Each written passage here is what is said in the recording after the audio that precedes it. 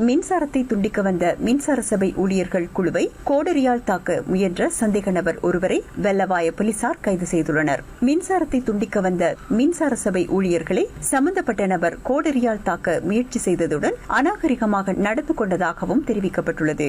இந்த நபர் தொடர்பாக மின்சார சபை அதிகாரிகள் வெள்ளவாய போலீசில் முறைப்பாடளித்ததை அடுத்து அவர் கைது செய்யப்பட்டார். கைது செய்யப்பட்ட சந்தேக நபரை வெள்ளவாய நீதிமன்றில் ஆஜர்படுத்திய பின்னர் இம்மாதம் 17ஆம் தேதி வரை விளக்குமறியலில் வைக்குமாறு உத்தரவிடப்பட்டுள்ளது.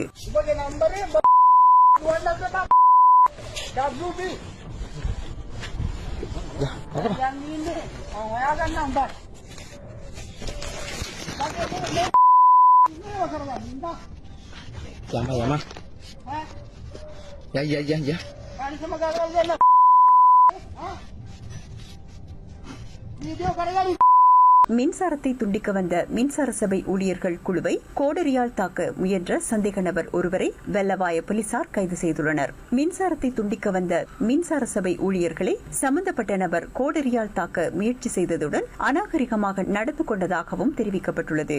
இந்த நபர் தொடர்பாக மின்சார சபை அதிகாரிகள் வெள்ளவாய போலீசில் முறைப்பாடளித்ததை அடுத்து அவர் கைது செய்யப்பட்டார். கைது செய்யப்பட்ட சந்தேக நபரை வெள்ளவாய நீதிமன்றில் ஆஜர்படுத்திய பின்னர் இம்மாதம் 17ஆம் தேதி வரை விளக்குமறியலில் வைக்குமாறு உத்தரவிடப்பட்டுள்ளது.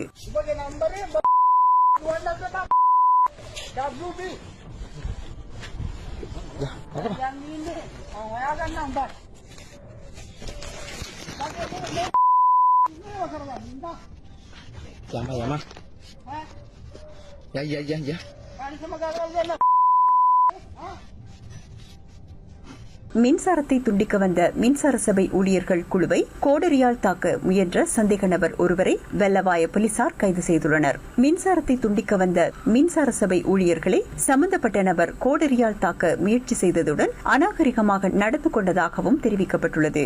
இந்த நபர் தொடர்பாக மின்சார சபை அதிகாரிகள் வெள்ளவாய போலீசில் முறைப்பாடளித்ததை அடுத்து அவர் கைது செய்யப்பட்டார். கைது செய்யப்பட்ட சந்தேக நபரை வெள்ளவாய நீதிமன்றில் ஆஜர்படுத்திய பின்னர் இம்மாதம் 17ஆம் தேதி வரை விளக்குமறியலில் வைக்குமாறு உத்தரவிடப்பட்டுள்ளது.